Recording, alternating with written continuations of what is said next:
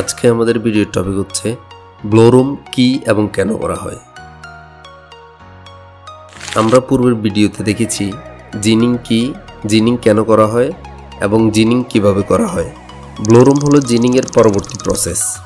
ব্লোরুম হচ্ছে স্পিনিং মিলের তুলা পরিশোধনের প্রথম ধাপ, যেখানে কাঁচা তুলা থেকে ময়লা, ধূলিকণা, ছোট আঁশ, শুকনো পাতা এবং অন্যান্য অবাঞ্ছিত উপাদান সরানো হয়। আমরা জিনিং প্রসেসেও এই কথাগুলো শুনেছি। তাহলে জিনিং এবং ব্লোরুম এর মধ্যে পার্থক্য কী? জিনিং হলো কটন বেল থেকে ফাইবার আলাদা করার প্রক্রিয়া। জিনিং থেকে আমরা কটন বেল্ট ফর্মে পাই। ব্লোরুমে জিনিং করা সুতিরাশ পরিষ্কার করে, মিশ্রিত করে যদি বিভিন্ন গ্রেডের সুতা থাকে এবং ল্যাপ তৈরি করে বিভিন্ন গুণমানের তুলা মিশিয়ে একটি অভিন্ন মিশ্রণের মাধ্যমে ল্যাপ তৈরি করা হয়, যা পরবর্তী ধাপ কার্ডিংয়ে পাঠানোর জন্য উপযুক্ত হয়। তাহলে ব্লোরুম থেকে আমরা ল্যাপ ফর্মে পাই। ব্লোরুম হচ্ছে সুতা তৈরির প্রথম প্রসেসের নাম। ব্লোরুম অর্থ হচ্ছে বাতাসের প্রবাহ। বাতাসের প্রবাহের মাধ্যমে এক মেশিন থেকে অন্য মেশিনে তুলাকে পাঠানোর কারণে তাকে ব্লোরুম বলা হয়। ব্লোরুম একক কোনো মেশিন নয়, এটি একটি প্রসেসের নাম। অর্থাৎ কয়েকটি মেশিন অনেকগুলো প্রসেসের মাধ্যমে ব্লোরুম প্রসেসটি সম্পূর্ণ করা হয়। তাহলে আমরা এবার জানব ব্লোরুম কেন করা হয়। ময়লা ও ধূলিকণা অপসারণ। তুলার মধ্যে থাকা ময়লা ও অপ্রয়োজনীয় উপাদান ব্লোরুমের মাধ্যমে সরানো হয়।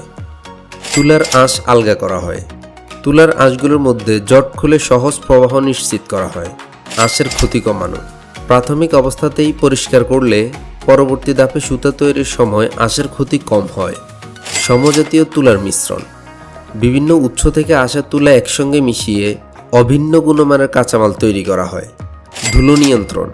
তুলার কারখানায় বাতাসে ধুলো ও ছোট কণা উঠতে না দিয়ে কর্মপরিবেশ ভালো রাখা হয়। আচ্ছা, এখন জানবো হচ্ছে ব্লোরুম প্রসেসের কার্যাবলী।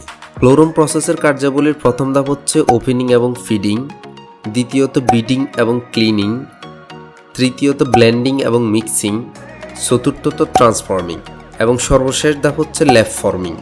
ব্লোরুম প্রসেসের ফ্লোচার্ট। এক এক ধরনের মেশিনের জন্য ব্লোরুমের ফ্লোচার্টের পার্থক্য থাকতে পারে। ব্লোরুমের ফ্লোচার্ট সাধারণত নির্ভর করে ব্যবহৃত মেশিনের ধরন ও সংজ্ঞার উপর। কারখানায় conventional or traditional or manual, semi automatic, full automatic machine ব্যবহার করা হলে ফ্লোচার্টের বিন্যাস ভিন্ন হতে পারে। তুলার গুণমান ও প্রকার। তুলার প্রকারভেদ অনুযায়ী কটন, সিনথেটিক ফাইবার ইত্যাদি ক্লিনিং ও ওপেনিং মেশিন ভিন্ন হতে পারে। উৎপাদন ক্ষমতা ও অটোমেশন লেভেল। উন্নত কারখানাগুলোতে উন্নত প্রযুক্তির মেশিন থাকায় ধাপ সংখ্যা কম বা বেশি হতে পারে। কারখানার নির্দিষ্ট উৎপাদন ব্যবস্থা।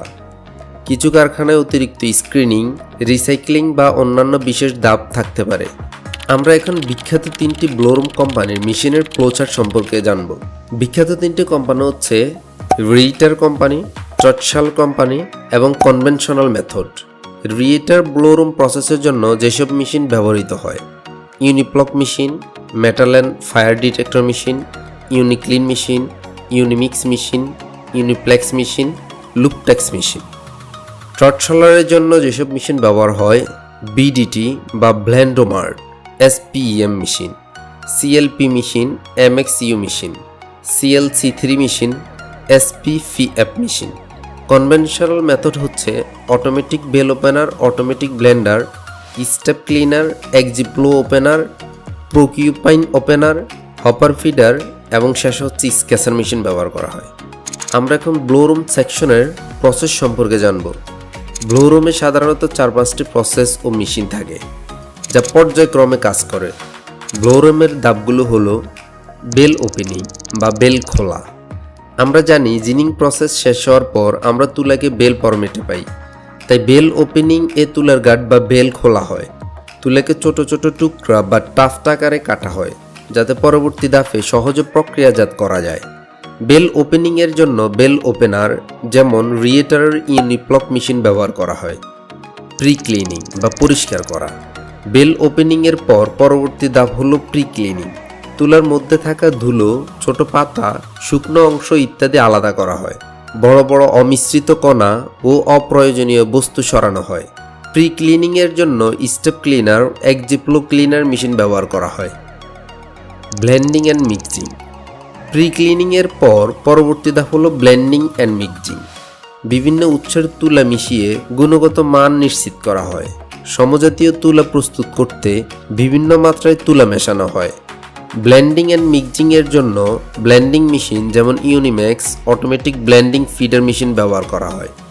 ফাইন ক্লিনিং অর মাইক্রোডাস্ট রিমুভাল অর্থাৎ ক্ষুদ্র ধুলোকণা অপসারণ। ব্লেন্ডিং অ্যান্ড মিক্সিংয়ের পর পরবর্তী ধাপ হলো মাইক্রোডাস্ট রিমুভাল। তুলার মধ্যে থাকা অতি ক্ষুদ্র ধুলো ও ময়লা সরানো হয়। সুতা তৈরির সময় ফাইবার যাতে দূষিত না হয় তা নিশ্চিত করা হয়। মাইক্রোডাস্ট রিমুভালের জন্য মাল্টিমিক্সার ইউনিক্লিন CBT3 ক্লিনার মেশিন ব্যবহার করা হয়। ল্যাব ফরমেশন বা ল্যাব তৈরি করা। ফাইন ক্লিনিংয়ের পর সর্বশেষ ধাপ হলো ল্যাব ফরমেশন তৈরি করা। সমস্ত প্রক্রিয়ার পর তুলাকে একটি সমতল ও সমান লেয়ারে রূপান্তর করা হয়, যাকে ল্যাব বলে। এই ল্যাব পরে কার্ডিং মেশিনে পাঠানো হয়। ল্যাব ফরমেশনের জন্য স্কুচার ইউনিল্যাব বা ইউনিফ্লেক্স মেশিন ব্যবহার করা হয়।